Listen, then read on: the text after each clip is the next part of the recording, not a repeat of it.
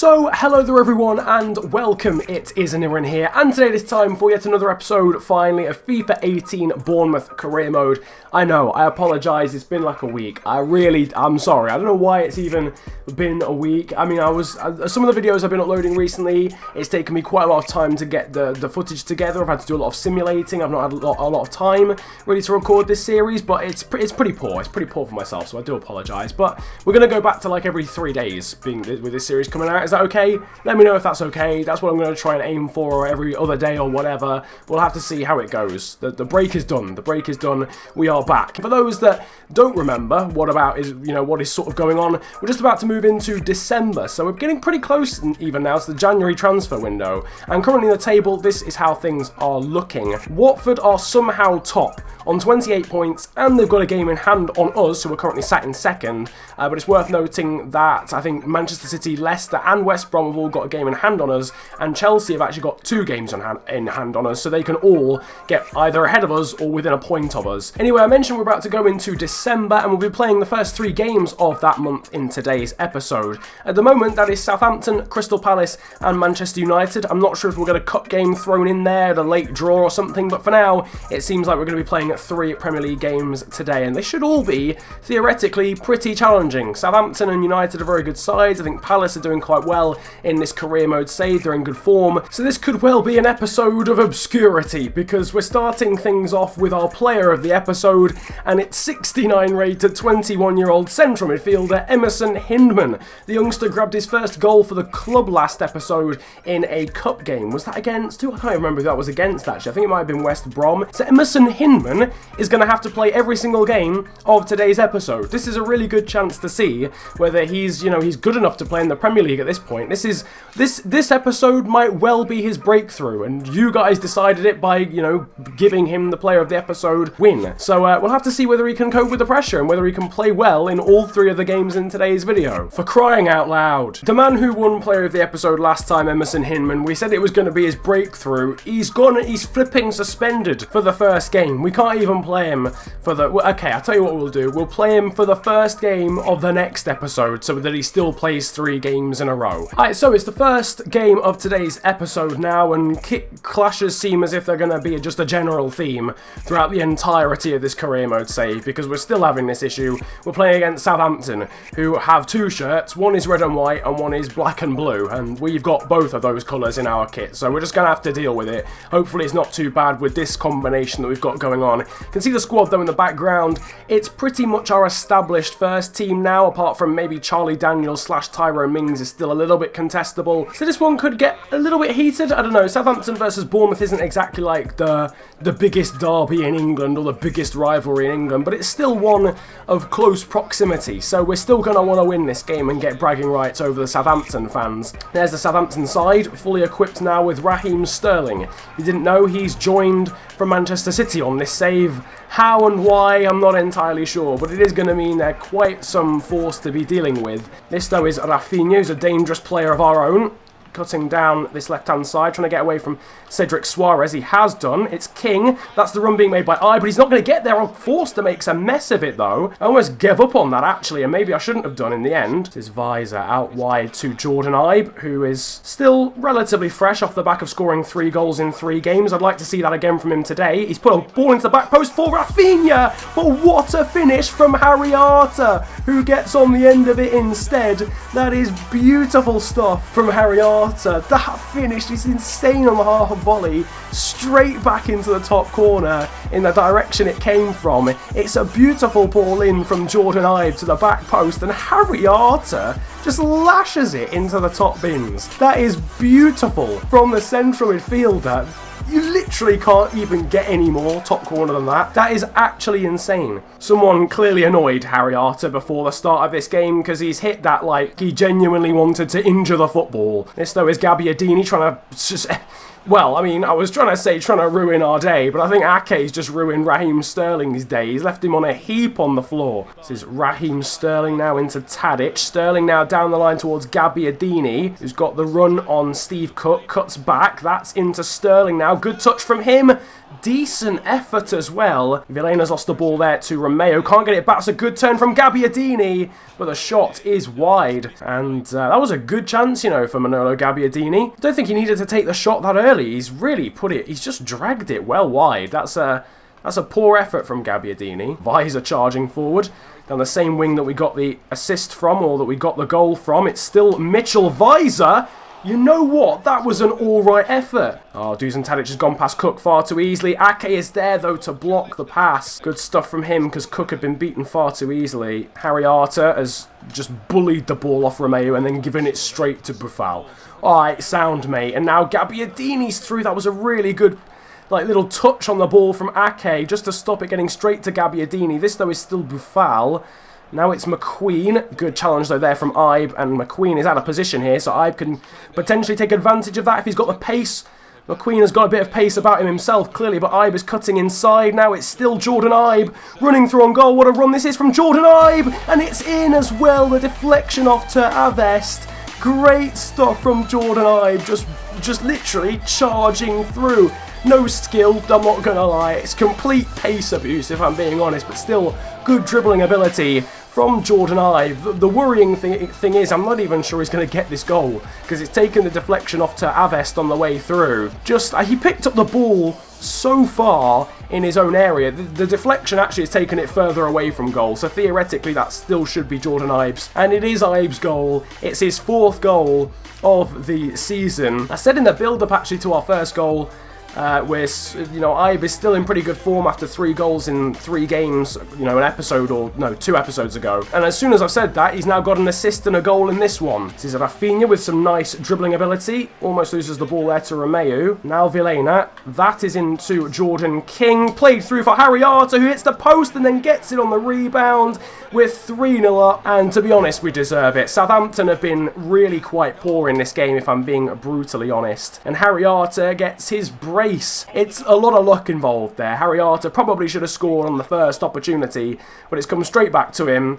Fraser Forster can try and dive, but the ball had gone past him already, quite frankly. So, to Avest, fires that into Sterling. Now Gabbiadini, back to Sterling again. The space has opened up for Raheem Sterling, and he almost finds the top corner. There was a last-ditch challenge that came in from Steve Cook. Really quite lucky, actually, to get away with not giving away a penalty. I've seen quite a lot of that on this game. Ooh, bit of tension brewing here between some of the players. I think Southampton players are getting slightly frustrated. This is Wilson. Nice little back heel into Brereton. Out wide there for Rafinha, who goes for the shot from a tight angle with a save from Forster. Can Wilson win that in the air? Yes, he can. That is it. It's a 3-0 victory here against local rivals, let's be honest, local rivals Southampton.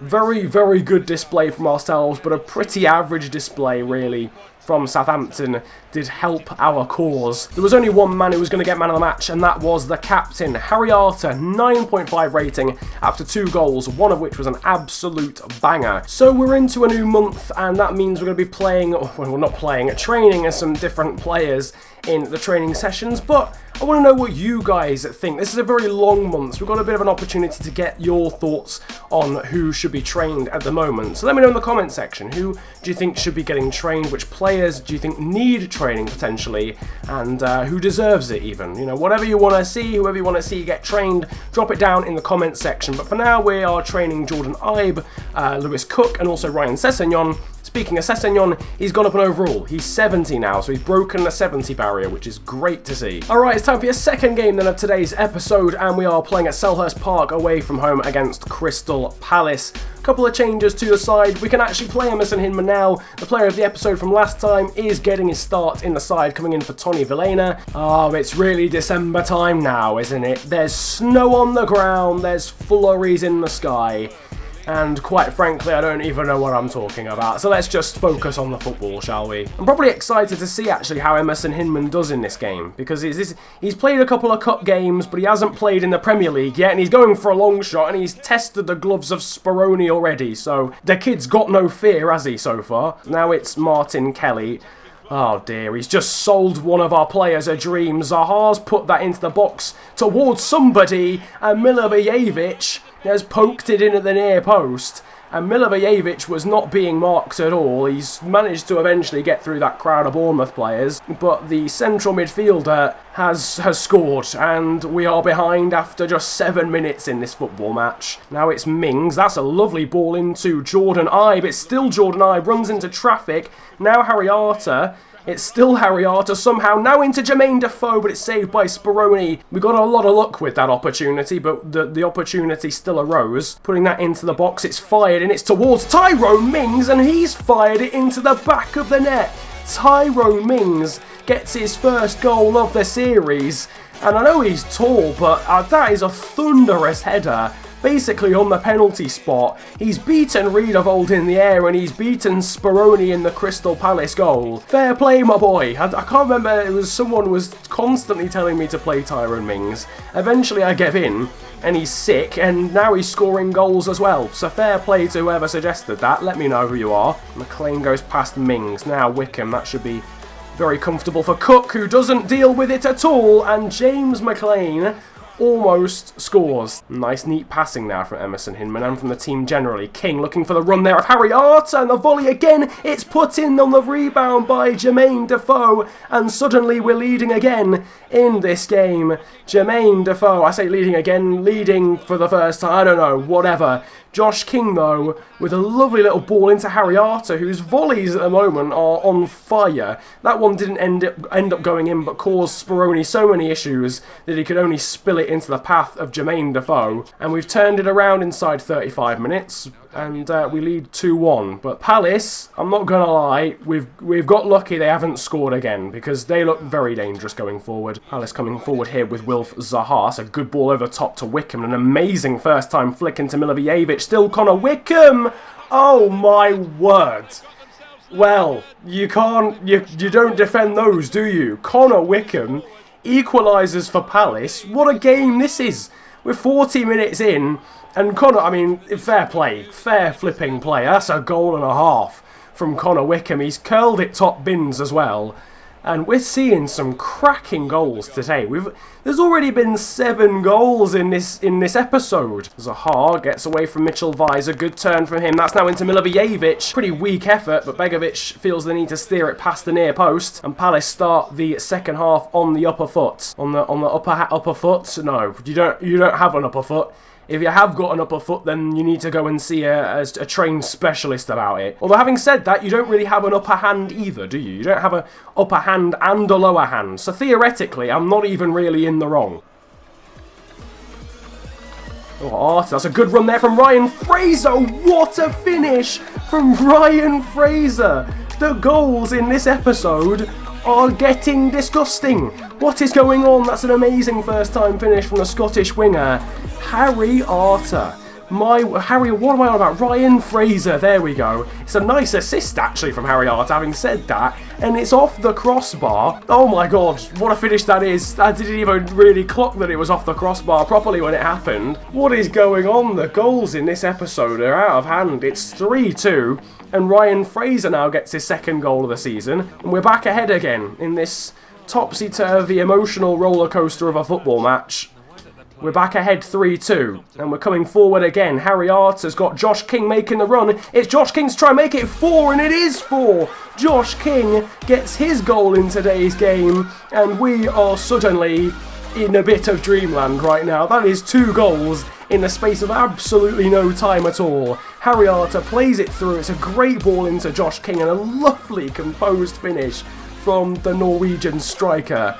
And suddenly, we have a 2-goal lead. I feel like Palace are definitely not going to take this lying down still, because here comes McLean. That's a nice pass into Milivojevic. Oh, Van Arnholt has got away from one of our defenders, and it's deflected off Ake. What a save. Reflexes from Begovic there on point. Back to Ward. This is suddenly very patient stuff from Palace, but Ward stretches away into Zaha, and it's 4-3, and Palace have got away back into the game again. Wilfred Zaha ghosts in at the near post. I think Begovic actually gets a touch to it. I don't know what I'm doing with Tyrone Mings there, quite frankly. It's not Mings' fault, it's just me. It's just like a lapse of concentration. We're living life on the edge. We're under the cosh. This is pressure and a half. Oh, no. No, you know what's going to happen. You physically know what's going to happen.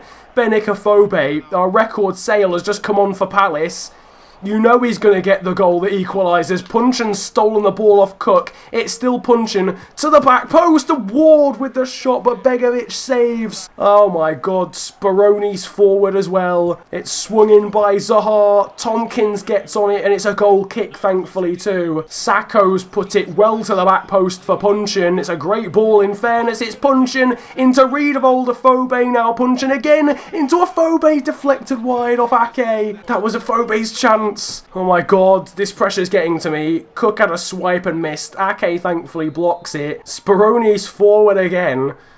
And Zaha swung it. It's actually in towards Speroni. Begovic clears. Now Afobe. That's in to Wickham. Now Punchin. Still Punchin across goal. Begovic is there. I think we've done it now. Somehow, just about held on against Crystal Palace for one of the maddest games you'll ever see. Amazing game between ourselves and Palace. It's a similar story again. Despite being the only man taken off the pitch, Harriata gets man of the match for a second time in a row. Also breaking the 9 barrier, Tyrone Mings, who got his first goal for the club, Ryan Fraser, Jermaine Defoe, and Joshua King. Just leave.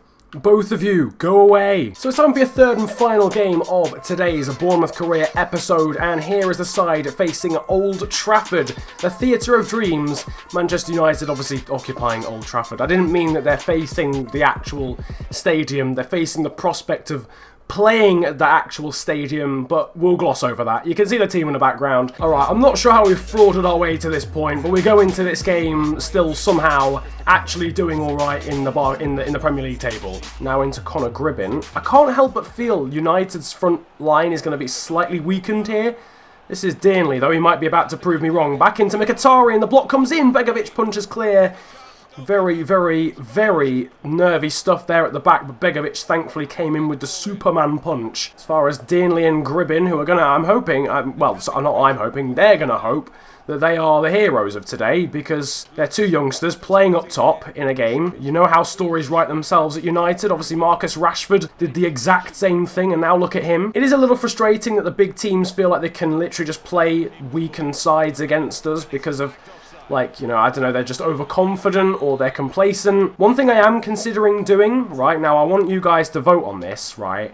One thing I'm considering doing is doing what a YouTuber called Cutsy does, where basically he uses the second controller to, before the game starts, to actually change the opposition's team. So obviously I've got a second controller. I'd switch that second controller on before the game starts in team management. I'd then alter their team, go into the game as 2 players, and as soon as the game starts, we'll go on select sides. Oh my word. Dearnley's just hit the crossbar with the volley of the century. But yeah, basically, go on the team management, change the team to being the best possible one, and then at the start of the game, obviously, go on select sides, switch off the second controller, and just play how I usually would. I want you guys to let me know in the form of a poll on the top right of the screen as to whether I should do that, or whether you guys think I should just let the AI pick their own team, and if it's a weak one, then it's their own fault. This is Rafinha trying to cut inside. He's gone past 2 players there. He's only gone past 2 players. Rafinha goes for the finesse, but it's a comfortable save for Romero. Needed a lot more power on it there from the Brazilian. Matic there, holding off a pretty fresh-faced Jordan Eye. That's a great ball into Mkhitaryan. Oh my word, we've been carved apart by Manchester United there. I didn't even see it coming, quite frankly, either. I was just blissfully unaware. Meanwhile, Nemanja Matic was getting all sorts of mathematical equipment out to play the perfect ball, and Mkhitaryan was getting the same equipment out to play the perfect finish and curve it around Begovic. Hopefully that sparks the entire fixture into life, but we need to now overcome a pretty massive hurdle. Interesting change from Jose Mourinho, and a Herrera comes on for Conor Gribbin. I'm pretty sure that's a striker or at least an attacking mid coming on for more of a holding mid, so clearly happy with what he's got. He's going to try and defend this one, is Jose Mourinho. But what else would you expect from a man as negative in his footballing tactics as Jose Mourinho? Meanwhile, Dearnley's come forward, and the man who's just come on has missed a gilt-edge opportunity, and he knows it. And a Herrera, a man of his quality, Begovic isn't even close. Good passing play here. This is Weiser now. Going to use his pace to get away from the defender. Nice little cutback. Now but that's into Hiatus bursting through. Still Hiatus. He's got it to the back post. It's from Ronaldo Vieira. It's blocked though by Paul Pogba. And that is the end of the game. Steve Cook, I think, is going to get a retrospective yellow card for his challenge there at the end. Jose Mourinho, though, walks out of Old Trafford victorious once again. Unfortunately, it is a 1-0 defeat, but we didn't play badly, to be honest. We didn't play badly. The man of the match was Henrik Mkhitaryan, but the best player on the pitch for us was Emerson Hinman, Charlie Daniels and Nathan Ake, all getting a 7.3. Very similar ratings across the board, actually, which would indicate that everyone played pretty well. There wasn't anyone who played noticeably badly in that football match. So here is how the table has been affected by today's episode, and you can see we're still somehow doing bits at the top of the table, but it is worth noting that Chelsea down in 5th have a game in hand on us. If they win that game in hand on us, they actually go top of the table, so we could actually currently be sitting in 2nd place. We are, though, however, being chased down by Spurs, Leicester and Manchester United, who are all only 2 points behind us. Meanwhile, in the background, you'll now be seeing the Hall of Fame, which of course holds all the accolades for this series, including top goal scorer, which is currently Jermaine Defoe. Our most expensive player, which obviously, given we're not in the transfer window, is still Rafinha, our £16 million Brazilian winger.